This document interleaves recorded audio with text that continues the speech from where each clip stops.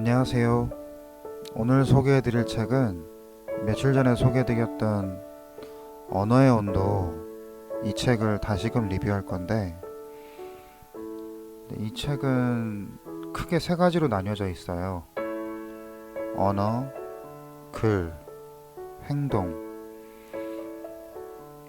며칠 전에는 언어에 대한 부분만 리뷰를 했었고, 오늘은 글 부분의 챕터를 리뷰하고 마치도록 하겠습니다.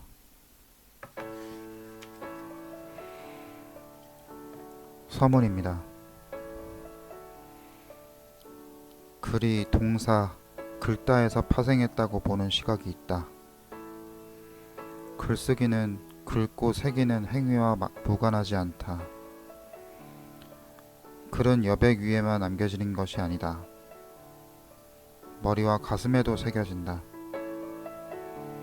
마음 깊숙이 꽂힌 글귀는 지지 않는 꽃이다. 우린 그 꽃을 바라보며 위안을 얻는다. 때론 단출한 문장 한 줄이 상처를 보듬고 삶의 허기를 달래준다. 글쓰기는 그림과 유사한 측면이 있다. 공통분모는 그리움이다.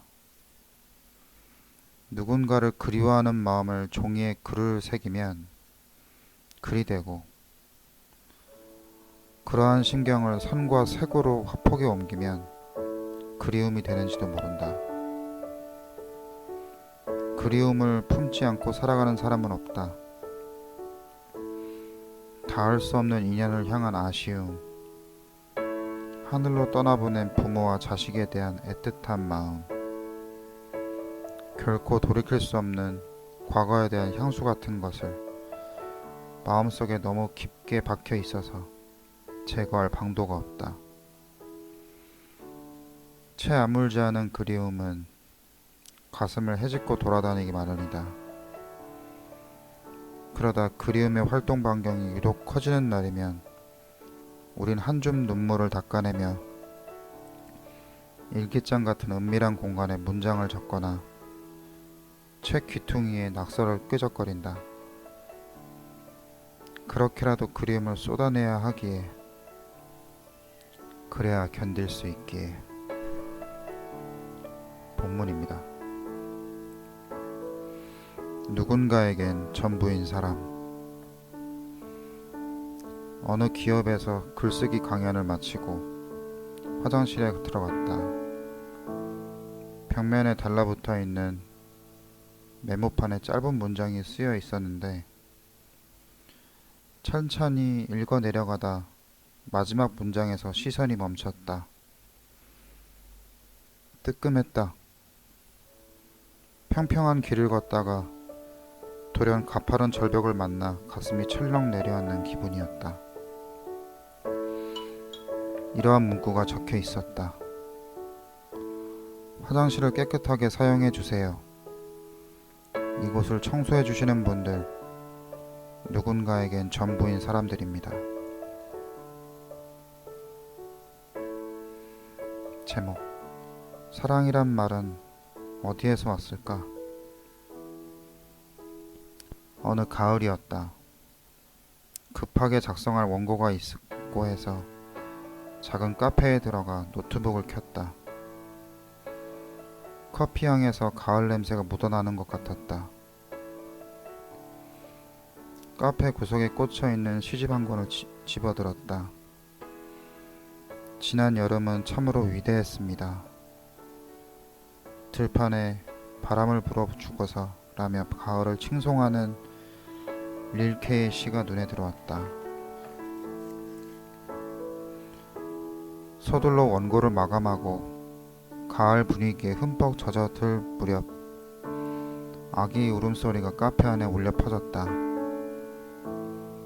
커피를 주문하던 어머니가 황급히 유모차로 달려갔다. 아기는 엄마 품에 안기자 울음을 그쳤다. 어머니는 아기를 조심스레 들어올려 이리저리 살피며 괜찮아? 라고 말하는 것처럼 보였다. 괜찮아. 이제 괜찮아 라고. 순간 내 머릿속은 헤아림, 염려, 애틋함 같은 단어로 가득 찼다. 세상이 시끄럽고 번잡할수록 순수하고 꾸밈없는 광경을 목격하면 좀처럼 시선을 떼기 어렵다. 이날도 그랬던 것 같다. 커피숍을 나서는 길, 문득 생각이 꼬리에 꼬리를 물어 어느 책에선가 읽은 사랑의 어원에 미쳤다. 사랑이란 말은 어디에서 왔을까? 여기에는 몇 가지 설이 있다. 어떤 학자는 사랑이 살다의 명사형일 것으로 추적한다. 하지만 나는 생각할 사와 헤아림을 의미하는 한자 양을 조합한 사량에서 사랑이 유래했다는 설을 가장 선호한다. 그도 그럴 것이. 사랑을 하면 상대에 대한 생각을 감히 떨칠 수 없다. 상대의 모든 것을 탐험하려 든다. 이유는 간단하다. 사랑에 빠지는 순간 하나의 세계, 하나의 우주, 하나의 시대이므로. 어제는 노트북을 켜고 사람을 입력하려다 실수로 삶을 쳤다. 그러고 보니 사람에서 슬며시 받침을 바꾸면 사랑이 되고 사람에서 은밀하게 모음을 빼면 삶이 된다. 몇몇 언어학자는 사람, 사랑, 삶의 근원을 거슬러 올라가면 같은 분류를 만나게 된다고 주장한다. 세 단어 모두 하나의 어원에서 파생했다는 것이다. 세 단어가 닮아서일까? 사랑에 얽매이지 않고 살아가는 사람도 사랑이 끼어들지 않는 삶도 없는 듯하다. 삶의 본질에 대해 우린 다양한 해석을 내놓거나 음미하기를 좋아한다. 해밍웨이는 인간은 파괴될 수는 있으나 패배하지는 않는다고 했고, 어느 작가는 작은 이념과 오해를 풀기 위해 사는 것이 인생이라고 읊조렸다. 우린 다른 누군가를 만나기 위해 살아가고 있는지도 모른다. 영화 대사도 한 번쯤 되새길 만하다. 나는 어렵게 이야기하기보다 사람, 사랑, 삶, 이 세 단어의 유사성을 토대로 말하고 싶다. 사람이 사랑을 이루면서 살아가는 것, 그게 바로 삶이 아닐까? 어머니를 씹는 중. 평소 알고 지내는 지인이 갑작스럽게 모친상을 당했다. 뒤늦게 전해 들었다. 자식에게 어머니는 씨앗 같은 존재다. 어머니는 생명의 근원이다. 대지에 사는 모든 생명체는 어머니의 자궁에서 태어나 어머니의 돌봄을 받는다. 그래서 어떤 자식들은 입을 벌려 어머니의 하는 첫 음절만 발음해도 넉나간 사람처럼 닭똥 같은 눈물을 주르륵 쏟아낸다.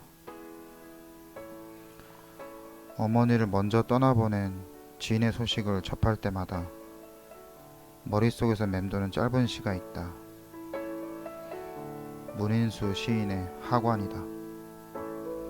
시인은 어머니 시신을 모신 관이 흙에 닿는 순간을 바라보며 묻는다는 동사를 쓰지 않고 씹는다고 표현한다. 어머니를 씹는다고. 이제 다시는 그 무엇으로 피어나지 마세요. 지금 어머니를 씹는 중. 사람을 살찌우는 일. 어머니를 모시고 병원에 다녀왔다. 쇠잔한 몸으로 병실에 누워있는 부모의 모습은 바짝 마른 장작개비를 떠올리게 했다. 그걸 지켜보는 일은 고역이 아닐 수 없다. 눈이 아릴 정도로 아름다웠던 나무에서 꽃과 이파리가 후두둑 떨어져 나가 앙상한 가지만 남은 처참한 광경을 두 손이 결박당한 채로 바라봐야 하는 처지이기 때문이다.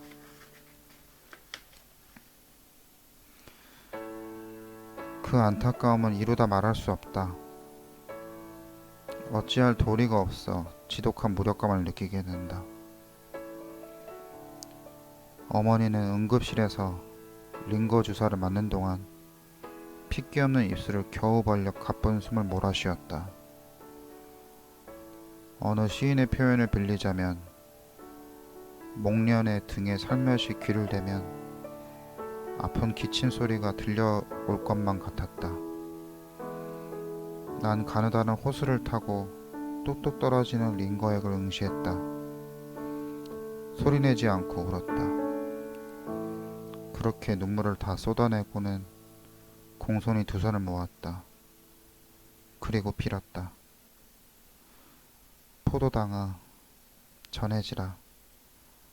어머니 혈관을 타고 재빨리 흘려 들어가서 어서 양분을 공급해 주렴. 꽃과 이파리가 더는 떨어지지 않게 해주렴. 내 바람이 통했는지 링거를 다 맞을 무렵 어머니는 안정을 찾았다. 한편으론 자신의 소임을 다하고 장렬하게 사그라진 링거에게 대견해 보이기도 했다.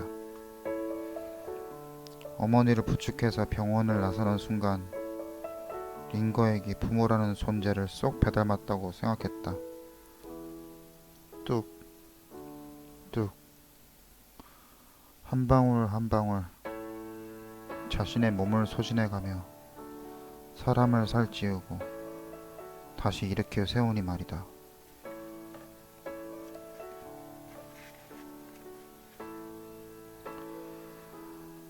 눈물은 눈에만 있는 게 아니다.